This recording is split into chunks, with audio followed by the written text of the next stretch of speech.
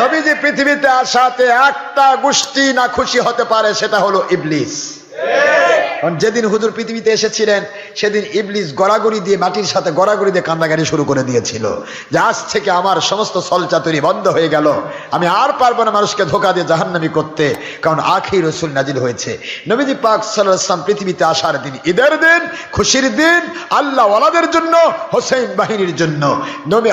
নবীজি পৃথিবীতে আসার দিন কত বড়ই কষ্টের দিন, দুঃখের দিন মিস্টার ইবলিসের জন্য এবং ধর্মের লেভেলধারী, নামাজ রোজা হজ জাকাতের লেভেলে নবীর দুশমন এজিদ বাহিনীর জন্য। এজিদ বাহিনী নবী পৃথিবীতে আসার দিন খুশি হতে পারবে না। এরা বলে যে ওই দিন নবী মরে গেলে, কোন কোন মুন্সি কয় যে নবী পৃথিবীতে আসার দিন জন্মের দিন বলে ঠিক নাই। দেখছেন?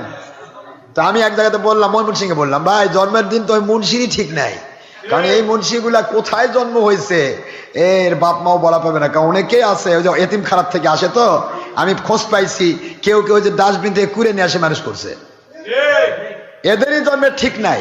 যাদের জন্মের দিনের ঠিক নাই তারাই নবীর জন্মের দিন ঠিক নাই বলে বলতে পারে।